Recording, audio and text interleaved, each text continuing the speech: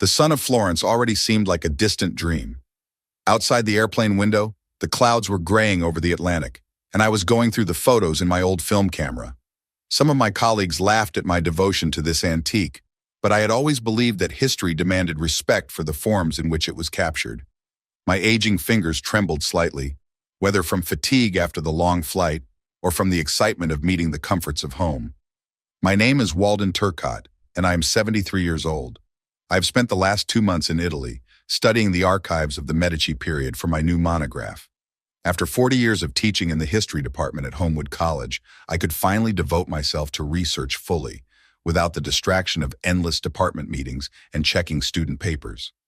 Italy greeted me as if I were its long-lost son. The archivists at the Uffizi Museum were surprisingly welcoming when they learned of my publications on the Renaissance. The small apartment I rented on Via del Corso smelled of freshly baked bread from the bakery on the first floor. In the mornings, I was awakened by the ringing of the bells of Santa Maria del Fiore and worked in the library until the evening, sometimes forgetting even to eat lunch. "Signore, would you like something to drink?" The stewardess interrupted my musings, and I ordered a simple tomato juice. I had given up alcohol 15 years ago, after the death of Eleanor, my wife. I'd almost drunk myself to death then, and if it hadn't been for my students and my job, there was no telling where I'd be now. Eleanor, she was Italian, and maybe that's why Italy always felt like a second homeland to me. We met on my first research trip to Milan when I was still a graduate student. She worked as a translator in the university library and helped me understand the complex dialects of ancient manuscripts. 6 months later, we were married and she moved with me to Homewood. My son Ezra was born here in America. He never shared my passion for history, preferring more practical pursuits. He showed an aptitude for math in high school and later became a financial analyst. Ezra married Yvette when he was 26, and they soon had a daughter, Raven. My relationship with my son had always been complicated. It was as if we belonged to different eras, different worlds. He considered my profession a useless waste of time and did not understand why I dig through the dusty papers of dead people. Eleanor often mediated between us, smoothing over sharp edges. After her death, our meetings became rare and strained. Yvette, my sister-in-law, never hid her irritation with my lifestyle. She was the kind of person to whom external gloss meant more than internal content. Every time she saw my house littered with books and historical artifacts, a poorly concealed grimace of disgust appeared on her face. "Walden, you live like a museum. It's just a warehouse of junk," she'd say, looking at my collection of antique maps and coins. The only bright spot in our family relationship was our granddaughter, Raven. Against her parents' wishes, she had inherited my love of history and old books. In her 23 years, she had already earned a bachelor's degree in art history and often came to see me to discuss her research or just to listen to me talk about the past. 2 months ago, before I left for Italy, Raven and I sat in my office for a long time. I had given her a first edition of Edward Gibbon's History of the Decline and Destruction of the Roman Empire that I had found in a second-hand bookstore. "Grandpa, are you sure? It's so rare," she exclaimed, carefully flipping through the yellowed pages. "Who better than you to appreciate it, dear? Besides, I'll be back soon with more treasures from Italy." I didn't know then how prophetic those words would prove to be. The airplane began to descend, and the familiar outline of the coast appeared outside the window. I would be home in a little while. I imagined going into my office, arranging the books I had brought, laying out notes and photographs on the old oak desk I had inherited from my father. Tea from the special porcelain teapot my colleagues had given me for my retirement, and a long evening among my favorite things and memories was what I longed for after a tiring journey. Homewood is a small college town where almost everyone knows each other. I'd lived here most of my life, and every street, every house held some kind of history for me. Here is the park where Eleanor and I used to walk on Sunday evenings. Here is the cafe where I wrote my first book, and here is the college building with its stately columns, where I spent the best years of my teaching career. After getting my luggage, I caught a cab. The driver, an elderly man with bushy gray eyebrows, gave me an appraising look. "Going home?" he asked, helping me stow my suitcases in the trunk. "Yeah, from a scientific conference," I lied, not wanting to go into the details of my trip. For some reason, I always felt like my fascination with history in Italy was something private that I shouldn't have to explain to outsiders. The drive from the airport to Homewood took a little over an hour. I looked out the window at the passing scenery and thought about how much more research and books I wanted to have time to complete. Old age didn't scare me, but the thought that I might not have time to share all my knowledge, to leave unfinished projects unfinished, made me appreciate each day. My home, a Victorian mansion on a quiet street in the old part of town, was the final resting place for generations of Turcottes. My great-grandfather, a successful merchant, built it in the late 19th century. Since then, the house had been carefully preserved and passed down from generation to generation. Ezra had never shown interest in our family nest, deeming it too old-fashioned and expensive to maintain. "Sell that wreck and buy a modern apartment," he told me more than once. But to me, this house was more than just a place to live. It was a piece of history, my personal history. The cab turned onto my street, and I felt my heart beat faster with the anticipation of seeing the house. Just a little longer, and I could relax in my favorite chair with a cup of hot tea, going through the souvenirs and notes I had brought back from Italy. While still in Italy, I called my neighbor, Mrs. Pringle, and asked her to make sure the house was ventilated and heated the day I arrived. She was one of those rare people whom I trusted implicitly. The widow of a professor of English literature, she shared my love of old books and often dropped in for a cup of tea and a leisurely chat. When the cab stopped, I struggled to get out of the car, feeling my joints aching after sitting for so long. The driver helped me get my luggage and after a generous tip, drove off. I stood in front of my house, breathing in the fresh fall air and enjoying the moment of my return. The evening sun cast long shadows on the sidewalk, and golden light bathed the crowns of the trees surrounding the house.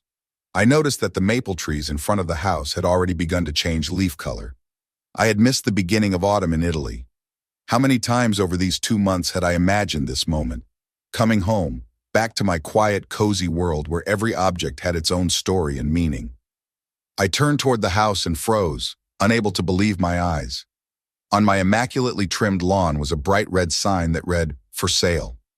The world around me suddenly stopped, and I felt the ground go from under my feet. I blinked several times, thinking my old eyes were failing me. But the "For sale" sign hadn't disappeared anywhere. It stood on my lawn, bright and defiant, like a bloodstain on a white tablecloth. As I looked around, I noticed something I hadn't seen immediately because of the shock. There were boxes on the sidewalk outside the house. Lots of boxes. Some were neatly taped shut, others carelessly closed. On one of them I could make out an inscription in someone else's handwriting. "Books, study." My feet carried me to the boxes. I opened the nearest one and saw my books, rare editions of Florence's history that I had collected over decades. They were just piled there, in no order, some with bent pages. "What the hell?" I muttered, and my voice sounded hoarse, as if I hadn't used it in days. I rushed to another box. It contained framed photos of Eleanor and me, our wedding pictures, pictures of little Ezra, family celebrations, moments in our lives that were priceless to me. The frame with Eleanor's picture of Eleanor at the Trevi fountain was cracked. This is some kind of mistake, I thought, some ridiculous misunderstanding. Maybe I'd gotten the address wrong. But no, it was definitely my house, the same house where I'd lived most of my conscious life, the same one where Ezra was born and raised, where Eleanor and I had spent our happy years together. As I stood there in a daze, the front door of the house opened, and a woman appeared on the doorstep. She was in her early 40s, dressed in a simple blue sweater and jeans. Her hair, gathered in a careless bun, was brown with some graying at the temples. "Can I help you?" she asked, looking at me with slight concern. I tried to collect my thoughts, but my head was spinning and the words stuck in my throat. That's my house," I finally squeezed out, pointing to the building behind her. The woman frowned. "Excuse me?" "That's my house," I repeated louder, feeling a wave of anger and despair rising inside. "I'm Walden Turcotte, the owner of this house. I just got back from Italy." The woman's face changed. She no longer looked concerned. Now she looked pity. "Mr. Turcotte, I'm Audrey Hawksmith. My husband and I bought this house from your son 3 weeks ago. The deal has been finalized, and the house is officially ours." I felt the ground slipping from under my feet. "My son? Ezra sold my house? Without my knowledge?" "That's impossible," I shook my head. "There must be some mistake. I didn't authorize the sale. Ezra had no right to—" Mrs. Hawksmith shifted uncomfortably from foot to foot. "Mr. Turcotte, I understand your surprise, but we have all the documents we need. Your son was acting on your behalf under a power of attorney. He said you were moving into a nursing home and wanted to sell the house. Power of attorney. I remembered signing some papers Ezra brought before we left for Italy. He said it was so he could pay my bills and handle some matters in my absence. And I, the old fool, signed without reading. Mrs. Hawksmith looked at me with sympathy. Mr. Turcotte, perhaps you'd like to call your son? I'm sure he can explain everything. I wanted to say no, but realized my phone was dead, and I didn't even know where Ezra lived now. We hadn't spoken in months before I left. Yeah, I'd like to call. I nodded. She invited me into my own home like I was a guest. Inside, everything was already different. My antique chiming clock that had stood in the hallway since my grandfather's time was gone. In its place hung a modern, abstract painting. My antique gun collection was gone too. The walls were freshly painted a pale blue, and the parquet I so lovingly polished every spring was covered with a bright carpet. Lawrence, this is Mr. Turcotte, the previous owner of the house, said Mrs. Hawksmith, turning to a man sitting in the parlor with a clipboard in his hands. Lawrence Hawksmith, a tall man with graying on his temples and thin-rimmed glasses, stood up and held out his hand to me. I shook it, still in disbelief. Nice to meet you, Mr. Turcotte. Audrey and I have dreamed of a house like this for a long time. It's gorgeous. I didn't have the energy to respond. My gaze wandered around the room, noting the absence of my things and the appearance of others. My home, my fortress, my sanctuary, all had been taken away. Mrs. Hawksmith held out a cordless phone to me. Here you are. You can call your son. I dialed Ezra's number. He answered after the fourth ring. Hello? Ezra, my voice shook. What have you done? I came home and there are strangers here. My house is for sale. There was silence on the other end. Dad? Ezra finally spoke up. You're back already? We were expecting you back next week. What does it matter? I exclaimed. You sold my house. Our house, Dad, he corrected me. It belonged to the whole family. And yes, I sold it. It was necessary. You're too old to live alone in such a big house. Yvette and I found a great place for you at the evening rest. They'll take good care of you there. Evening rest? I asked, not believing my ears. That's a nursing home? It's not just a nursing home, Dad. It's a respectable facility for the elderly, Ezra said, with the kind of patience in his voice that one usually uses with small children or feeble-minded old people. It has all the amenities, medical staff, its own activities. I'm not going to any nursing home, I interrupted him. I want to go back to my home. Dad, calm down, Ezra said. The house has already been sold. The money is going to pay for your stay at evening rest and your upkeep. It's for your own good. For my own good? I felt the anger rising in me, covering my eyes with a red veil. And my books, my manuscripts, my research, are they too boxed up and abandoned in the street for my benefit? Papa, Ezra's voice became hard, you're being unreasonable. We kept all your important things. The rest of it, well, to be honest, it was just junk. A lot of it had to be thrown away. The house was like a museum of dust. I choked with indignation. Throw it away? You threw away my stuff? My research? Just old newspapers and magazines, Dad. And by the way, we found a buyer for your coin collection. It'll bring good money. I couldn't hear it anymore. My fingers clenched on the tube with such force that my knuckles turned white. Ezra, I said, trying to speak calmly, I'm not going to any nursing home, and I won't let you take my things. This is my property, my life. Dad, don't be a child, Ezra sighed. You're not old enough to live alone. What do you suggest? Live on the street? You can't afford a hotel, and your house is sold. I'll think of something, I said, and hung up without waiting for an answer. The Hawksmiths looked at me with the awkwardness of people who had witnessed someone else's family quarrel. I handed the phone back to Mrs. Hawksmith, and without a word, left the house. My things were still standing on the sidewalk. I started going through the boxes, trying to find the most important things, my manuscripts, notes, and especially valuable books. A few minutes later, Mr. Hawksmith came out of the house. Mr. Turcotte, is there anything I can do for you? He asked. No, thank you, I answered dryly. I'm just looking for my manuscripts. They're very important to me. I understand, he nodded. Look, it's getting late. Why don't you stay with us tonight? We can put you up in the guest room. The offer to sleep in my own house, which was no longer my own, was the last straw. I refused, trying to maintain my dignity. Thank you, but I'll find somewhere else to stay. I continued my search and, to my relief, found a box labeled manuscripts and notes. Inside were my research materials, drafts, and some valuable documents. However, Many important folders were missing. I hoped they were just in other boxes, not discarded as junk. It was already dark when I finished looking through the boxes. I had managed to find most of my manuscripts and some of my most valuable books, but much was missing. I hailed a cab and asked for a ride to the nearest motel. The driver helped me load a few of the most important boxes, and I left my home with a heavy heart. The Pine Grove Motel was located on the outskirts of Homewood. It was an unassuming two-story building with a neon sign and a parking lot out front. I took a room on the first floor, paying by credit card, and with the concierge's help, carried the boxes into the room. The room was small and impersonal: a double bed, a bedside table, a TV on the wall, a small desk with a chair, and a bathroom. No comparison to my spacious house with antique furniture and a library. I sat on the edge of the bed, feeling completely devastated. How could this have happened? How could Ezra do this to me? I had always known that he and I had different outlooks on life, but I never thought he was capable of such a betrayal.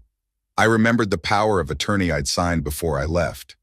Ezra had come to my house and told me that for my peace of mind while traveling, he needed to be able to act on my behalf when necessary, paying bills, dealing with the bank, insurance. I signed the papers without even reading them carefully. What a naive old man I was. What if Ezra sold more than just the house? What if he had access to my bank accounts? I had savings accumulated from years of teaching and publishing books. Not much by the standards of his circle, but enough to provide me with a comfortable old age. I should have checked my accounts as soon as possible, but it was late now, and the banks weren't open. It could wait until morning. Right now, I was more concerned with the state of my manuscripts. I opened the box labeled Manuscripts and Notes and began going through the contents. Most of my research materials were in place, but missing were important documents from the Italian archives that I had collected over the years. Where could they be? In another box? Or had Ezra really thrown them away without realizing their value? I was especially concerned about the absence of my nearly completed manuscript on the impact of trade relations between Italian city-states in the 15th century. I had been working on this book for 5 years, and it should have been the crowning achievement of my academic career. I continued my search in other boxes, but to no avail. The manuscript had disappeared, as had many other valuable materials. The sense of loss was unbearable. These were not just papers. They were my life, my labor, my memory. Exhausted, I lay down on the bed without undressing. Thoughts swirled in my head, keeping me awake. How could I have let Ezra do this to me? Why hadn't I been more careful? And what was I supposed to do now? I had no home. Most of my belongings were scattered in boxes or gone altogether, and my trusted son had betrayed me by selling my house and sending me to a nursing home. I felt completely helpless and alone. For the first time since Eleanor died, I allowed myself to cry. The morning at the Pine Grove Motel greeted me with gray light and the sound of rain drumming on the eaves. I woke up feeling like what had happened yesterday was just a nightmare, but reality quickly brought me back into its cold embrace. My back ached from the uncomfortable bed, and my crumpled clothes reminded me that I'd spent the night in a cheap room surrounded by boxes, the pitiful remains of my former life. The first thing I did was check my cell phone. It had charged overnight, and the screen now glowed with a notification of 3 missed calls from Ezra and 1 message. "Call me when you've calmed down. We need to discuss your future." My future? What hypocrisy! The man ruined my life, and now he wants to discuss my future. I showered, changed into some clean clothes I found in one of the boxes, and went down to the small cafe at the motel. A cup of strong black coffee cleared my thoughts a little, and I decided that I needed to act without delay. The first thing I did was call my bank, and thankfully, found out that my accounts were still active and untouched. At least Ezra hadn't gotten to my savings. That was a small but important relief. The next call I made was to Ezra himself. I needed to meet with him face to face and find out exactly what had happened, and maybe convince him to cancel the deal, even though I knew the chances of that were slim to none. Ezra answered after the first beep, as if he'd been expecting my call. "Dad, you finally called. Yvette and I have been worried." "I'm sure we have," I replied, trying to remain calm. "I need to meet with you and Yvette, today." "Of course you do, Dad. We were just about to invite you to dinner. At the same time, we'll discuss all the details of your move to evening peace." "I'm not going to any evening calm, Ezra." My voice rang with contained anger. "But we do have a lot to discuss." "Dad, don't be stubborn. Yvette and I have thought this through. You can't live alone anymore." I took a deep breath, holding back the urge to harsh words at my son. It could wait until after our meeting. 6 o'clock tonight. Send me the address. I hung up without waiting for a reply. Focusing on practical matters, I felt a little better. I had a plan. Meet with my son and daughter-in-law first, get all the details and documents straightened out, and then seek legal help. A name came to mind, Keaton Fitzroy, one of my best students who graduated from Homewood College with honors about 15 years ago and subsequently became a successful lawyer. We kept in touch, and he said more than once that I could always count on his help. I never thought I would have to take advantage of this offer under such circumstances. I spent the remaining time before the meeting going through boxes and trying to find all the necessary documents. To my relief, I found my passport, insurance policy, and birth certificate. But my completed manuscript on the trade relations of Italian city-states was nowhere to be found. The address Ezra had sent me belonged to a new upscale neighborhood in Homewood. It was a neighborhood I didn't know well. It had been built up only a few years ago with expensive modern houses that I, in my old-fashioned way, considered tasteless. The cab dropped me off in front of a 2-story house with huge windows and minimalist design.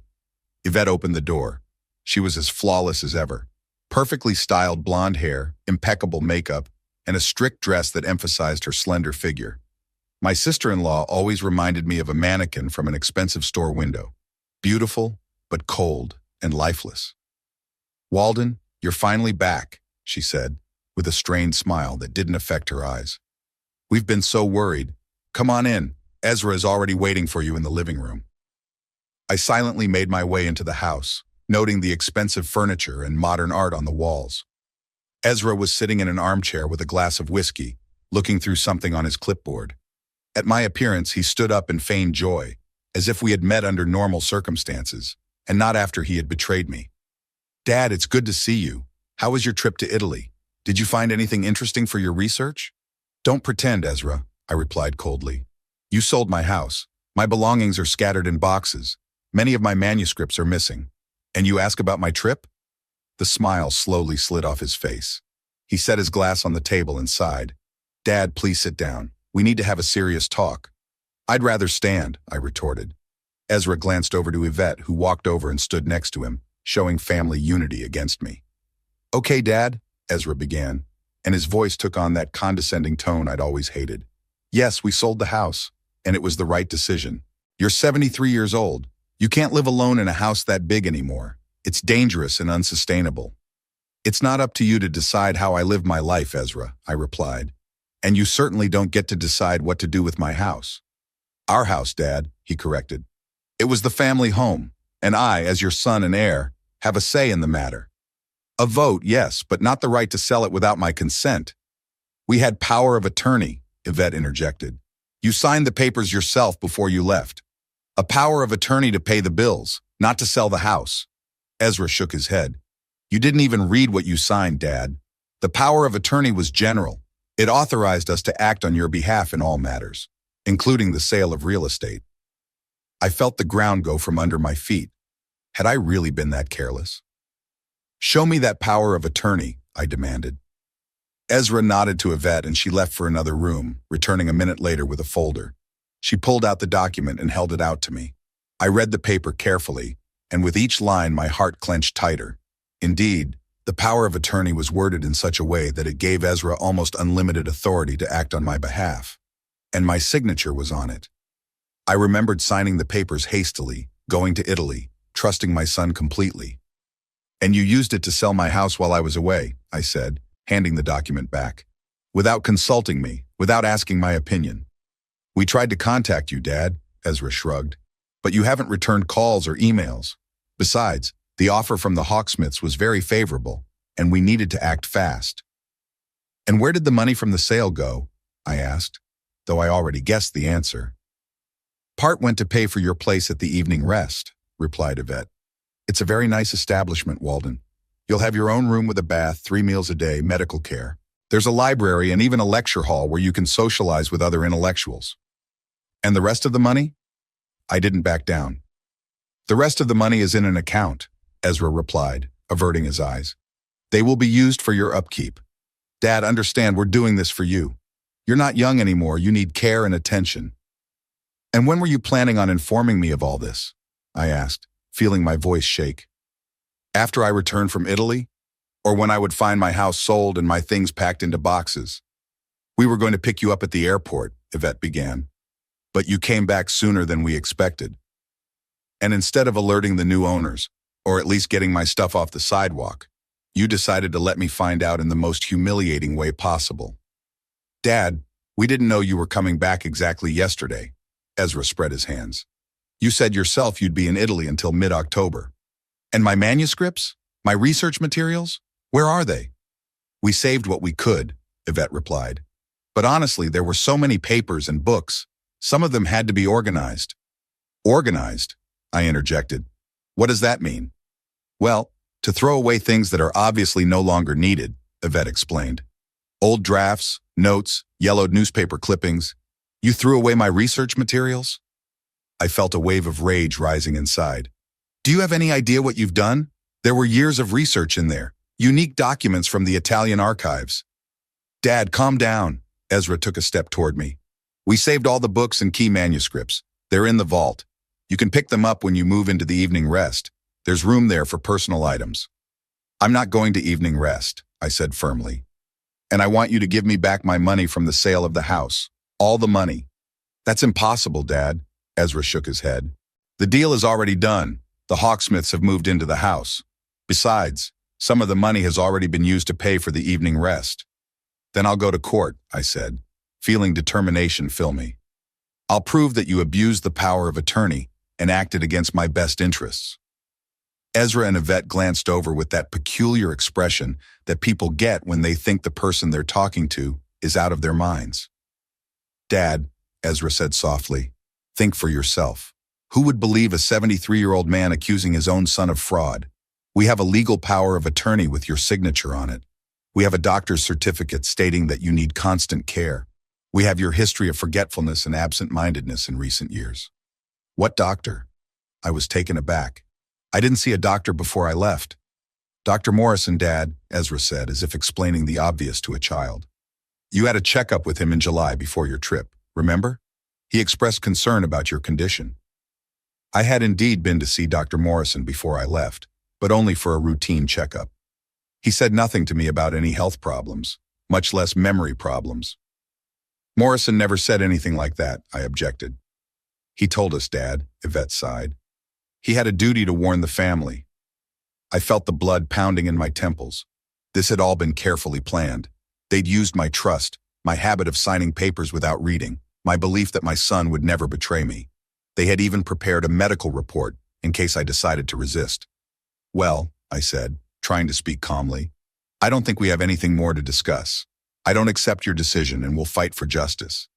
Dad, don't make this harder than it has to be. Ezra made one last attempt. Just accept our help. Evening Peace is a wonderful place. You'll be able to finish your books in peace without worrying about domestic problems. Goodbye, Ezra. Yvette, I turned and headed for the door. Dad, wait, shouted Ezra at my back.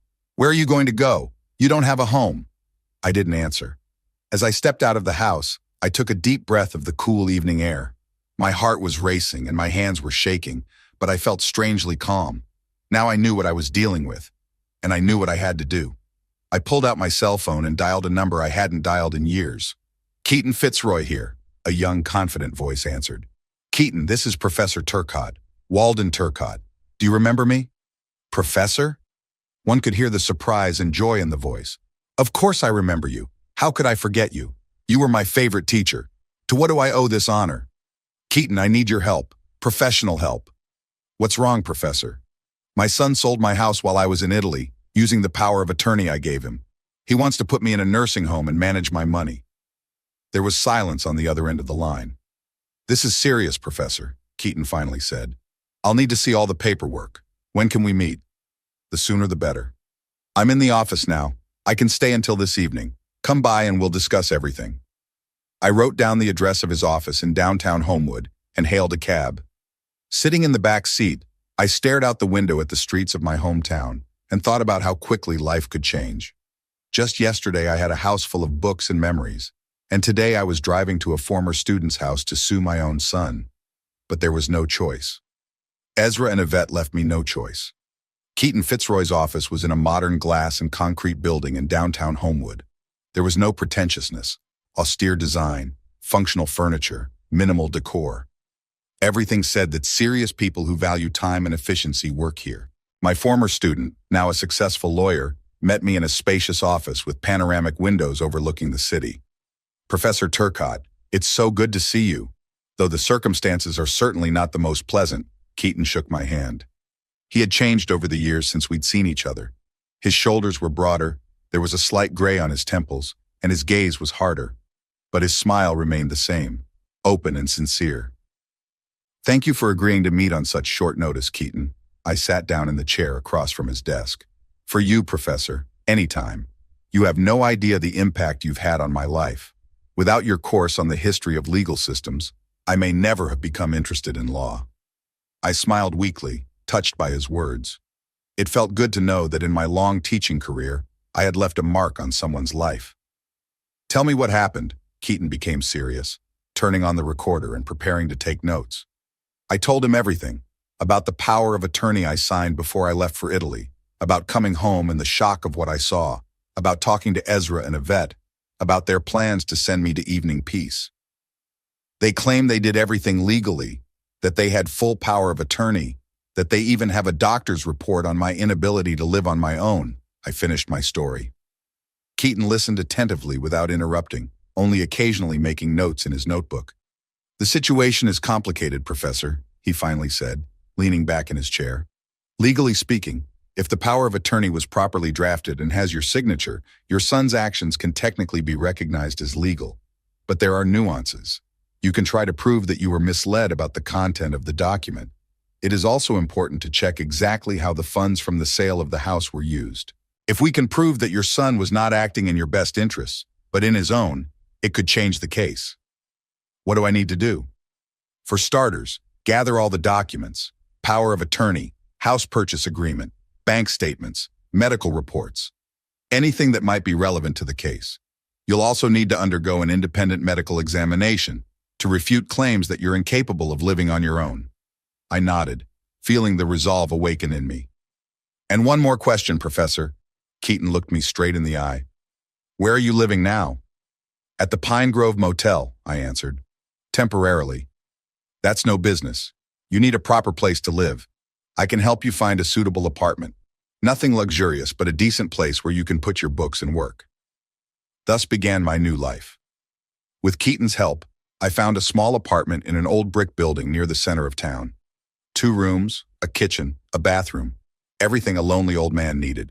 The rent was reasonable, and I could afford it with my retirement savings, which luckily Ezra couldn't embezzle. The move only took 2 days. My belongings, the ones that survived, were moved from the storage unit where Ezra had put them. I arranged the books on the shelves, arranged the manuscripts on the table, hung the photographs on the walls. The apartment was beginning to feel like home, though of course it couldn't replace my old mansion, with its spacious rooms and the atmosphere of years gone by. In parallel with settling in, I began my investigation. Keaton helped me to get copies of all the documents connected with the sale of the house. And the first thing that caught my eye was the price. The house had been sold for well below its market value. "That's odd," Keaton said when I showed him the documents. "A house like that in a neighborhood like this should be worth at least 20% more. Why would your son agree to such a deal?" "Perhaps he needed the money urgently," I suggested. "But why?" That became our first clue. With the help of his connections, Keaton had conducted a discreet investigation into Ezra and Yvette's financial situation, and the results were staggering. "Professor, your son is up to his eyeballs in debt," Keaton reported a week later, showing me a folder of documents. Loans, mortgages, unpaid bills. He owes particularly large sums to one Victor Hart, and from the looks of it, this Hart is not a man to be trifled with. Victor Hart? The name sounded familiar.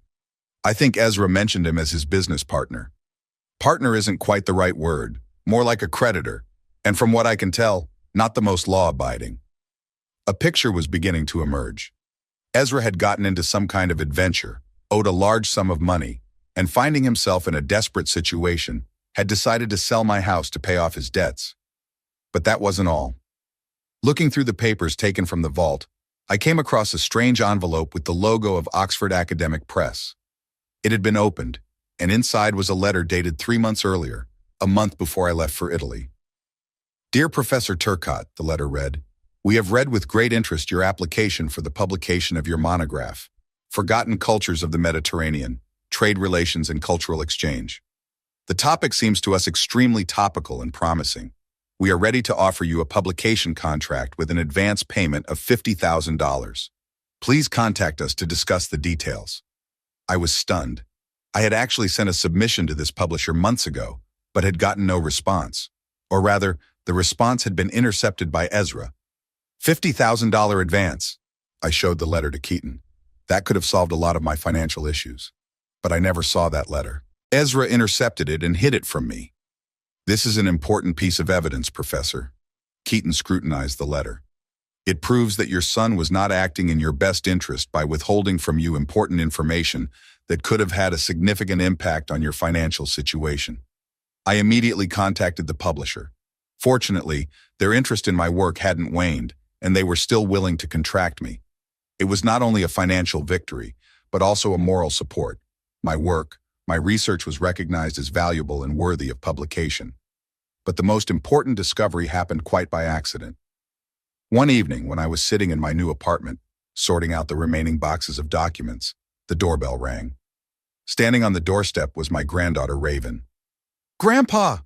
She threw herself around my neck, hugging me with unexpected strength. I finally found you! I've been so worried! I invited her in, surprised and delighted by her visit. How did you find me? I asked, offering her tea.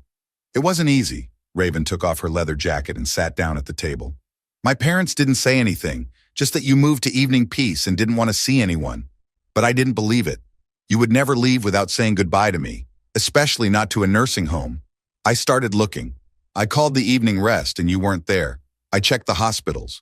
Finally, I remembered your former student Keaton Fitzroy, who you'd often told me about, found his office and he, after some hesitation, gave me your address. I smiled. My granddaughter had inherited my perseverance and love of investigation. What's going on, Grandpa? Raven asked, looking me straight in the eye. Why did your parents sell your house? Why did they say you're in a nursing home? I told her the whole story, hiding nothing. About the power of attorney, about Ezra's debts, about the intercepted letter from the publisher. I knew there was something fishy going on, Raven exclaimed when I was done. Dad hasn't been himself lately, always on the phone, jumpy. Mom's twitchy too. They think I don't notice anything, but I'm not blind. You don't know what exactly your dad's gotten himself into? I asked. Raven hesitated for a moment. I don't know exactly, but I've heard scraps of talk. Something to do with investing in a startup. Dad invested a lot of money and the project failed. And now he has to pay off his debts, I finished for her, by selling my house. Grandpa, that's so unfair. Raven clenched her fists. They had no right to do that to you. I want to help. What can I do to help? I looked at my granddaughter with tenderness and pride. In a world where my own son had betrayed me, she had remained loyal and loving. You're already helping just by being here, I said. But if you really want to help more, there's something you could do. Over the next few weeks, Raven became my eyes and ears at Ezra and Yvette's house. She came to me every few days bringing me new information, overheard conversations, seen documents. Thanks to her, we learned that Ezra had indeed used the money from the sale of the house to pay off his debt to Victor Hart, and that only the minimum amount had been deposited at the evening rest to reserve the place. They weren't even going to give you the rest of the money, Raven informed Raven during one of the visits. I heard Dad telling Mom they were going to buy a new car and go on vacation as soon as everything was settled. As soon as everything is settled? I interjected. What exactly? I don't know, Raven shook her head. But they're obviously concerned about you not returning their calls and not showing up at the Evening Post. Dad said something about making sure you don't do anything stupid. Like not sue, I grinned. Exactly. By the way, I found something interesting. Raven pulled a folder of documents out of her bag. These are copies of Dad's bank statements. I made them when my parents left for a dinner party.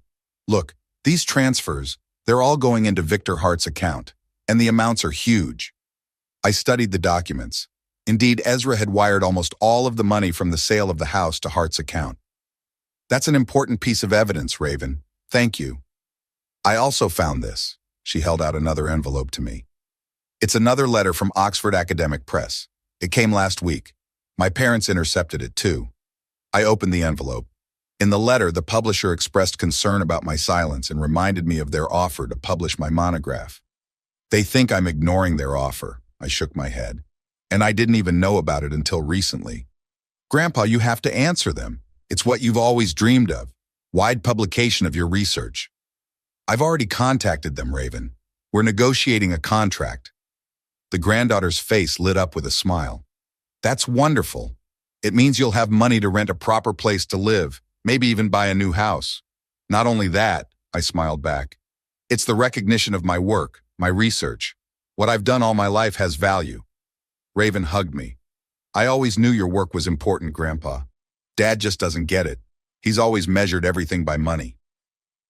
That night after Raven left, I sat in my chair for a long time, thinking about the situation. Thanks to the help of my granddaughter and Keaton, I had amassed enough evidence that Ezra was not acting in my best interests, but in his own. I had the prospect of publishing a book and receiving an advance that could secure my independence.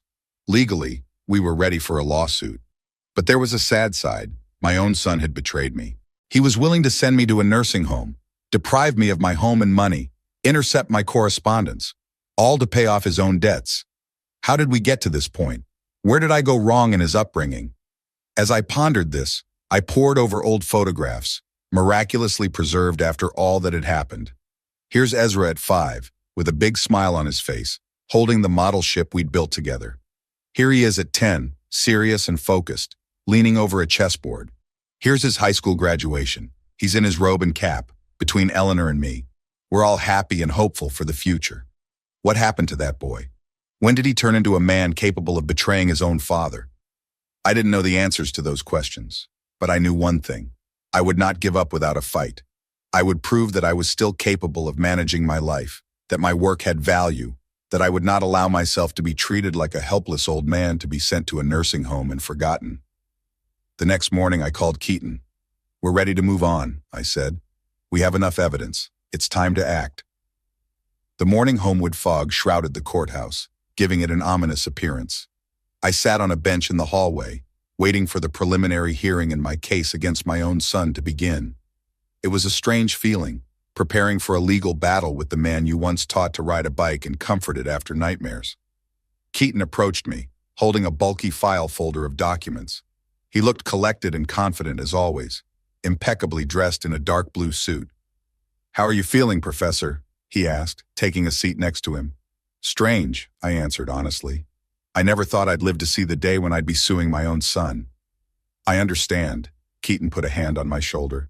"But remember, we're fighting for justice. What Ezra did is wrong not only legally, but morally." I nodded. The past weeks had been filled with intense preparation for this day. We'd gathered all the necessary paperwork, gotten an independent doctor's report on my full capacity, and prepared witness statements. Raven's help was especially valuable. My granddaughter showed incredible courage and resourcefulness in getting information from her parents' home. Thanks to her, we had copies of Ezra's bank statements, confirming that the money from the sale of my house had gone to pay off his personal debts, not to provide for my comfort at evening rest, as he claimed. But the most important discovery was made just 3 days ago. Raven had found in my father's study a folder with drafts of the documents on which he had practiced forging my signature. Moreover, among those papers was a document about a transfer of money from my personal account that bore a forged signature. Fortunately, the transfer had not been made. Perhaps Ezra hadn't dared to go that far, or simply hadn't had time. "It's document forgery," Keaton said then, scrutinizing the papers. "A criminal offense. If we present this in court, the case could go from civil to criminal." I pondered this for a long time. Did I want my son to face criminal prosecution? Despite his betrayal, he was still my son. But on the other hand, his actions were so egregious that simply returning the stolen goods might not be enough. "Professor, the judge is ready for us," Keaton interrupted my musings, pointing to the courtroom door that opened. The preliminary hearing was short but productive for us. The judge, an older woman with a discerning eye, listened carefully to both sides' arguments and ordered a temporary seizure of the remaining funds from the sale of the house and set a date for the main hearing in 2 weeks. Ezra and his attorney, a gaunt, middle-aged man with a haughty expression, looked worried. I intercepted my son's confused look as we left the courtroom. For a moment, I thought there was a flicker of remorse in his eyes, but it was quickly replaced by his usual coldness. "Round one is upon us," Keaton said as we left the courthouse. "But this is just the beginning. We need more evidence, especially regarding the forgery of documents. If you have samples of your signature on official papers from the last few years, that would be very helpful for forensics."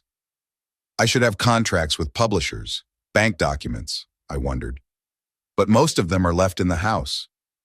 Perhaps we should check your old college office. Some papers might have been preserved there. The idea of visiting Homewood College, where I had taught for 40 years, seemed like a great idea. I hadn't been there since retirement, concentrating on research at home. But now that my home no longer existed, a return to academia could bring not only the right credentials, but also moral support. The next day, I headed to the college. The fall campus greeted me with the rustle of falling leaves and the hum of student voices. I walked down familiar paths, past old red brick buildings, and felt a strange mix of nostalgia and bitterness. This is where most of my life had been, where I was a respected professor, an expert in my field. And now I was returning here as a petitioner in need of proof of my competency. To my surprise, my old office in the historic building remains almost untouched. The new head of the department, Professor Bennett, whom I had known when he was a young assistant professor, greeted me with genuine joy. "Walden, what a pleasant surprise. We were all wondering where you had disappeared to. There were rumors that you had gone to Italy for good." "Not exactly, Roger. I decided not to go into the details of my family drama. I was in Italy for research, but I came back. Now I'm writing a book and looking for some documents that may have been left here." Of course. Your study is practically untouched. We didn't dare throw anything away, given your, penchant for preserving anything that might have historical value." I smiled. My penchant for preservation was a proverb in the pulpit. Colleagues often joked that my office looked like a miniature Vatican archive. Roger led me into my former office, and I was pleased to see that all my cabinets and drawers were in their proper places, sealed and untouched. "Here are the keys." Roger held out a bunch to me. "Make yourself comfortable. If you need anything, I'll be at my place." Left alone, I began my search. In the bottom drawer of my desk, I found a folder of contracts for publishing my articles and books over the past 10 years. There were also bank documents related to research grants. All of them contained my signature, which could serve as a specimen for examination. As I was going through the papers, there was a quiet knock on the door. I looked up and saw a woman standing on the threshold. She was in her mid-60s, with short gray hair and penetrating green eyes. I recognized her immediately, Cassandra Woodward, an archaeology professor and longtime colleague of mine. "Walden, is that really you? I couldn't believe it when Roger told me you were back." "Cassandra," I stood up to greet her. "How nice to see you." We exchanged a handshake and I noticed her gaze lingered on my face, studying the changes that had occurred over the years. "You look tired," she said bluntly, as she always did. "Is something wrong?" I hesitated. Cassandra wasn't just a colleague. For years we'd collaborated on research, organized conferences together, even gone on an expedition to Greece. She was one of the few people who truly understood the value of my work. "Long story," I finally said, "and not a very pleasant one." "I have time." Cassandra sat down in the chair across from me. "And I'm good at listening." So I told her everything, about the power of attorney, about the sale of the house, about Ezra's betrayal, about my struggle to get justice. Cassandra listened intently, not interrupting, only occasionally shaking her head in disapproval of my son's actions. "This is outrageous," she said when I finished. "How could he do that to you? And where are you living now?" "Renting a small apartment near the center. Not what I'm used to, but it'll do for temporary housing." Cassandra hesitated, tapping her fingers on the arm of the chair. "I have a suggestion," she finally said. "I live in a rather large house on the outskirts of town. The second floor has hardly been used since my kids moved out. There's a bedroom, an office, and even a small library. You could move in there until your case is resolved. It would be more comfortable than a cramped rental apartment." I was touched by her suggestion, but also embarrassed at the same time. "Cassandra, that's very generous of you, but I can't accept such a favor." "Why not?" She tilted her head to the side. "You would do the same for me." Besides, I'd enjoy having a neighbor with whom I can discuss Florence's history over a glass of wine, rather than watching television shows alone in the evenings. I smiled. Cassandra had always been straightforward and practical. "I'll think about your offer," I said. "Thank you." "Think about it," she stood up. "In the meantime, I know a place we should look into. The Foliant, remember that second-hand bookstore on Maple Street? They've recently added a collection of rare books on Renaissance history. You should take a look at it." The idea of visiting an old second-hand bookstore seemed like a great way to take my mind off my legal problems. Cassandra and I finished our search for documents in my office. I found everything I needed and headed to the Foliant. The shop greeted us with the familiar smell of old books and a semi-darkness in which the tall shelves created a cozy maze. The proprietor, Mr. Finch, a gray-haired gentleman with a monocle and bow tie, recognized me at once. "Professor Turcotte, what a pleasure to see you again. We had thought you had gone to your beloved Italy for good." "Not permanently, Mr. Finch, only for the duration of the study. And just in time to return. I have a real treasure for you, a first edition of Machiavelli's History of Florence in Italian. Came from a private collection in Boston." My eyes lit up. I had long dreamed of this book, but had never been able to afford it because of the high price. "I'm afraid I'm not in a financial position to make such an acquisition right now," I said regretfully. "Oh, but I have set it aside especially for you." Mr. Finch lowered his voice to a conspiratorial whisper. "And I'm willing to offer a very reasonable price, given your contribution to my business over the years." While we discussed the details of a possible purchase, Cassandra explored the archaeology section. After a while, she approached us, holding a tattered book in her hands. "Walden, look at this." She held the book out to me. "Trade routes of the Mediterranean in the 15th century. Isn't that what you wrote about in your last paper?" I took the book and opened it. It was a rare edition, containing maps and documents that could supplement my research. "This is exactly what I need to complete my monograph," I said, flipping through the pages. "But again, I have to be careful about the expense right now."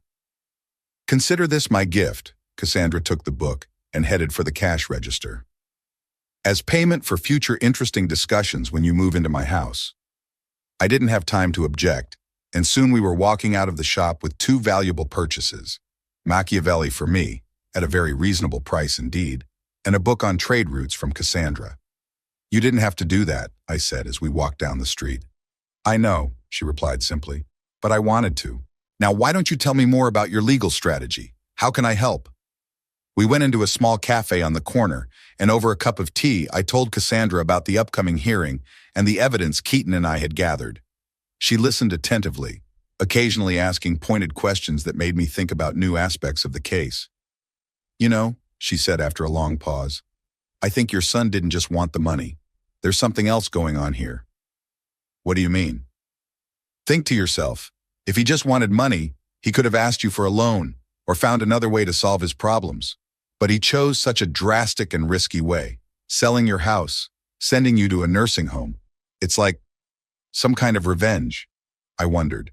Cassandra's words made sense. Our relationship with Ezra had always been complicated, but I never realized he had such hatred for me. "Perhaps it's about your wife," Cassandra continued. "You said she was Italian.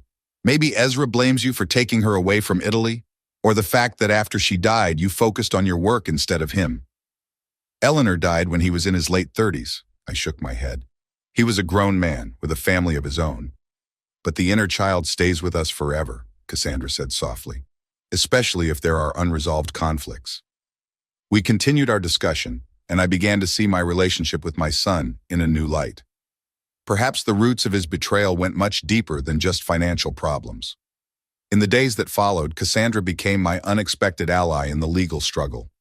She helped me sort through and organize documents, found experts to analyze signatures, even contacted several of her colleagues who could testify about my mental state and professional activities. She also insisted that I move into her house, and I finally agreed. My rented apartment was cramped and impersonal, while Cassandra's house was spacious and cozy, with a large library and garden where I could work quietly on my monograph. Raven, too, became a frequent visitor to Cassandra's house. She continued her reconnaissance activities at her parents' house, and one day brought a particularly important find-a-draft of a letter from Ezra to Dr. Morrison. asking for confirmation of my incapacity in exchange for some favors. "That's bribing the doctor," Keaton said when I showed him the letter. "If we can prove that Dr. Morrison gave a false opinion of your condition at Ezra's request, it will be a strong argument in our favor." We decided to pay a visit to Dr. Morrison. He was an elderly doctor with a reputation for honesty and principle who had been seeing me for many years. I could not believe that he could have been involved in such a deception. The meeting with the doctor was tense but productive. At first, he denied that he had given any conclusions about my mental state without my knowledge. But when Keaton showed him a draft of Ezra's letter, the doctor turned pale.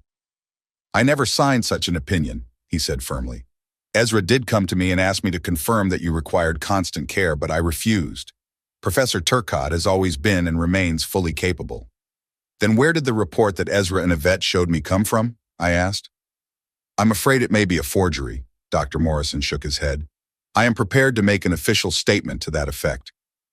This was another important step toward winning our case. Forging a medical report was a serious charge that could finally destroy Ezra's position in court. As Keaton and I walked out of Dr. Morrison's office, I felt a strange mix of emotions, the satisfaction that justice would be served, and the deep sadness of knowing what my own son had done for money. "We're almost ready for the hearing," Keaton said. "We have all the evidence we need. I think the judge will be on our side." I nodded, but deep down I knew that even if I won this case, my relationship with my son would never be the same again. Some wounds are too deep to heal. That evening, Cassandra and I sat in her cozy living room, discussing the upcoming hearing and looking through the books we'd bought at Foliant. "You know what surprises me the most?" she said, pouring us both a glass of red wine. "The fact that despite all this, you keep working on your monograph. Most people would be too depressed to focus on anything else." "Work is what keeps me afloat," I replied. "It always has been. When Eleanor died, I immersed myself in research too. It helps me structure the chaos." Cassandra nodded with understanding. "It's the same way I handled my divorce. Remember the expedition to Delos? I volunteered to lead it because I couldn't be at home where everything reminded me of my ex-husband." We spent the evening sharing stories of how work had saved us in difficult times, and I felt that for the first time in a long time, I was in the company of someone who really understood me. Before I went to bed, I went over all the evidence I had collected one more time. The forged signatures on the documents, the fake medical report, the bank statements proving that the money from the house sale had gone to pay off Ezra's personal debts. It all added up to a convincing picture of deceit and breach of trust. I was ready for a decisive battle, and this time, I wasn't going to lose. The day of the trial was clear and frosty. The first snow blanketed the streets of Homewood, turning the town into a postcard from the last century. I stood at the window in Cassandra's house, watching the sun rise over the horizon, and thought about the day ahead. Today was to be the final hearing in my case against Ezra. "Nervous?" Cassandra handed me a cup of hot coffee, standing next to me by the window. "Strangely, no," I replied, taking a sip. "More like relieved that it'll all be over soon." We arrived at the courthouse an hour before the hearing started. Keaton was already waiting for us, surrounded by an impressive stack of file folders. His confidence carried over to me. We were well prepared, and the truth was on our side.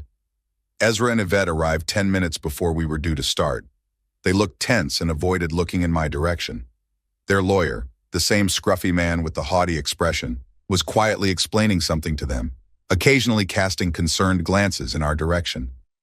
To my surprise, I saw Raven among them. She was sitting a little away from her parents, dressed in a strict dark suit. When our gazes met, she gave me a subtle nod. The session began at 10 o'clock sharp. Judge Harrington, the same perceptive woman who had conducted the preliminary hearing, entered the room and took her seat. She listened attentively to the opening statements of both sides, without showing any emotion. Then began the parade of witnesses and the presentation of evidence. Keaton methodically unfolded our strategy, presenting document after document. Bank statements showing where the money from the sale of the house went. Dr. Morrison's statement that he never gave an opinion on my incapacity. An expert report on forged signatures. I watched Ezra's face change from smug to concerned, and then to outright frightened, as Keaton presented the last piece of evidence, a draft of a letter offering a bribe to Dr. Morrison. Ezra's lawyer tried desperately to challenge our evidence, but his arguments sounded less and less convincing. By noon, even Yvette, normally unflappable, looked confused and depressed. "I have no questions," Ezra's lawyer surrendered with those words after cross-examining the last witness. Judge Harrington called a short recess before rendering her decision. In the court hallway, I suddenly came face to face with Ezra. We stopped 2 steps away from each other, not knowing what to say. "Dad," he finally said. His voice sounded unsure, and there was something akin to remorse in his eyes. "I didn't mean for things to turn out this way." "How did you mean it to turn out, Ezra?" I asked quietly. "For me to quietly disappear into a nursing home while you spend the money from the sale of my house?"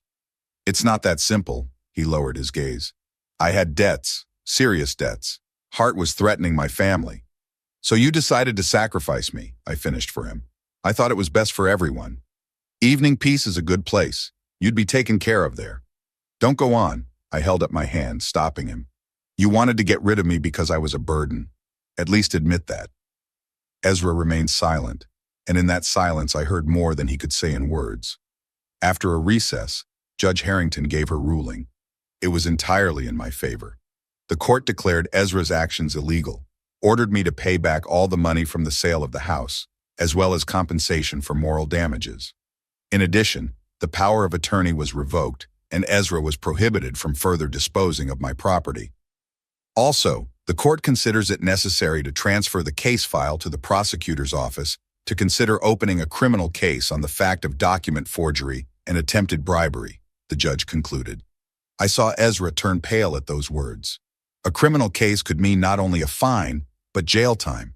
His career, his reputation, everything was in jeopardy.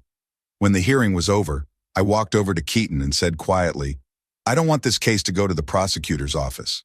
"What?" He looked at me in surprise. "But what your son did is a crime. He deserves to be punished." "He's my son," I replied simply. "And I don't want to see him in prison. It's enough that I got my money back and protected myself from his further actions." Keaton looked at me carefully, then nodded. "All right, Professor, I'll talk to the judge. I think we can come to an agreement if you formally decline to prosecute." I nodded, feeling oddly relieved. Despite everything Ezra had done, I couldn't wish him prison. He'd already been punished enough, financially and mentally. That same night, I sent Ezra a text inviting him and the rest of the family to dinner at the Olive Grove restaurant, the same one where we'd once celebrated his promotion. I wrote that I wanted to discuss our future and a possible reconciliation. The reply came an hour later. "We'll be there, thank you." "Are you sure that's a good idea?" Cassandra asked when I told her my plans. "After everything they've done?" "I want to set the record straight," I replied. "To say everything I have to say and move on. No loose ends or unspoken grievances." Cassandra nodded understandingly. "Would you like me to come with you?" "Thanks, but this is supposed to be a family conversation. I can handle it." The Olive Grove restaurant was full when I arrived. The cozy lights, the smell of Italian food, and the soft music all created an atmosphere of warmth and comfort that contrasted with the tension I felt inside. I ordered a private room for our conversation and the best wine from the cellar. If we were going to end this, we should do it with dignity. Ezra, Yvette, and Raven arrived on time. They looked uncertain, not knowing what to expect from this meeting. I invited them to sit down and offered them wine. "Before we begin dinner, I'd like to say something," I began when all the glasses were filled. "Our case concluded in court today. As you know, the decision was in my favor."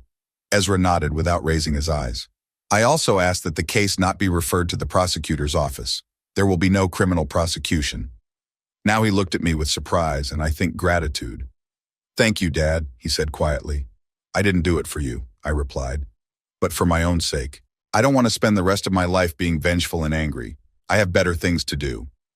I pulled 2 envelopes out of my briefcase and placed them on the table. "First, I have news.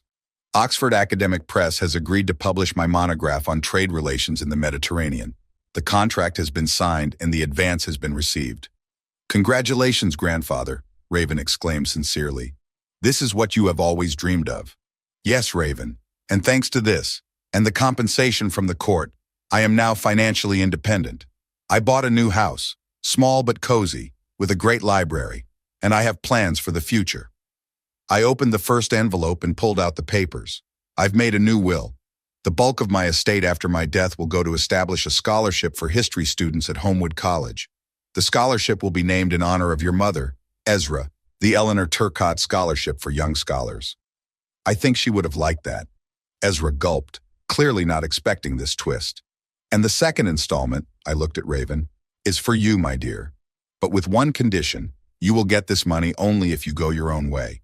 If you develop your talent and interest in history, rather than conforming to your parents' expectations. Raven cast a quick glance at her father and mother, then nodded decisively. I've already chosen my path, grandfather. I've applied to graduate school for art history. What? Yvette raised her voice for the first time that evening. You didn't tell us anything about it. Because you wouldn't have approved, Raven replied calmly. You always wanted me to go to business school like Dad. I smiled, proud of my granddaughter. She'd found the courage to resist pressure and follow her passion, a quality her father sorely lacked. Now the second envelope, I opened it and pulled out a glossy booklet. This is the itinerary for an expedition to the historical sites of the Mediterranean that I've always wanted to explore. Venice, Athens, Alexandria, Marseille, all key points on 15th century trade routes. I set off in a month. Alone? Ezra asked anxiously. At your age? No, not alone, I shook my head.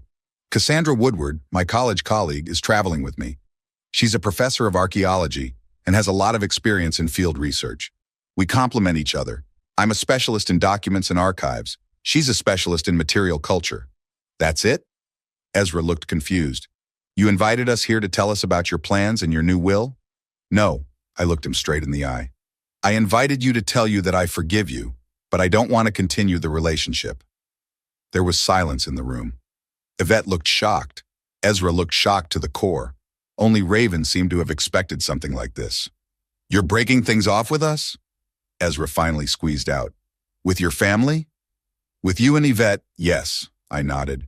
What you did can't be undone with a simple apology. You didn't just sell my house. You betrayed my trust. You lied to me. You tried to send me to a nursing home against my will. You even forged documents and withheld important letters from me. I can't and won't deal with people capable of such things, even if one of them is my son. What about Raven? Yvette asked. Are you going to sever relations with her too? Of course not, I smiled at my granddaughter.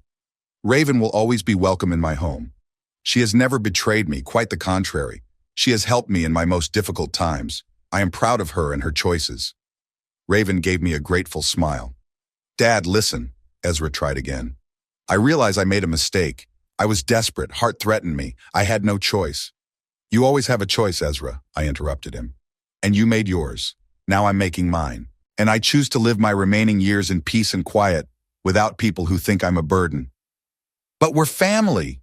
A note of desperation appeared in his voice. Family doesn't do what you did. My voice was firm. I've said everything I wanted to say. You can go now. The bill is paid. Yvette stood up first, with poorly concealed irritation on her face. Let's go, Ezra. I've always said your father is selfish. He only thinks about his books and research, not his family. Ezra slowly stood up, still looking at me with disbelief and shock. It seemed it was only now starting to dawn on him that I was actually breaking off my relationship with him. Coming, Raven. He turned to his daughter. No, she shook her head. I'm going to stay with Grandpa. We have a lot to talk about. Ezra and Yvette left without another word. When the door closed behind them, I felt oddly relieved, as if a heavy weight had fallen from my shoulders. You're really not going to hang out with them? Raven asked after a pause. Never? Never is too long, I sighed. But right now, I need the distance. Maybe someday, if they truly realize what they've done and are truly remorseful. But I won't wait for that. Raven and I spent the rest of the evening discussing her plans for graduate school and my upcoming expedition. As we said our goodbyes at the door of the restaurant, she hugged me tightly. I'm so glad you didn't break, Grandpa. You showed me that it's never too late to start a new chapter in life. And don't forget that this lesson was taught to you by a 73-year-old man, I smiled. So you have many more chapters ahead of you. Back at Cassandra's house, I told her about the meeting and my decision to end my relationship with Ezra and Yvette. Are you sure you won't regret it? She asked, pouring us both peppermint tea. I'm sure, I nodded. This decision didn't come easy to me, but it's the right one. I can't trust people who did this to me, even if one of them is my son. Cassandra stirred her tea thoughtfully. You know, when I divorced Philip, a lot of people told me I'd regret it. that it was impossible to find someone at my age, that I would be lonely. But the truth is that I've never felt freer and happier than I did after my divorce. Sometimes you have to let go of the past to make room for the future. I smiled, amazed at how much her words echoed my thoughts. That's exactly how I feel, like dropping a heavy burden I've been dragging around for years without realizing its weight. We sat in cozy silence, looking at the fireplace flames and thinking to ourselves. Tomorrow was the beginning of a new day and a new chapter of my life, a chapter in which I would be free of toxic relationships and able to focus on what really mattered: my job, my granddaughter, my friends, and perhaps the new relationship that was beginning to form between Cassandra and me. A month later, as planned, Cassandra and I set off on an expedition to the Mediterranean. Raven saw us off at the airport, promising to come back on vacation and join us for a week in Athens. As the plane left the ground, I looked out the porthole at the receding Homewood. The town where most of my life had been spent was getting smaller and smaller, becoming a collection of tiny houses amongst the greenery. "What are you thinking about?" Cassandra put her hand on mine. "About life being unpredictable," I replied. 2 months ago, I returned from Italy and found I had lost everything. And now I'm traveling again, but with new prospects and in good company. "And with a contract to publish your book," she reminded me with a smile. "And with a beautiful granddaughter who is going her own way," I added. "And without a toxic relationship poisoning your life," Cassandra finished. I squeezed her hand in agreement. New cities, new discoveries, and possibly new relationships lay ahead of us. At 73, my life wasn't ending, it was beginning anew.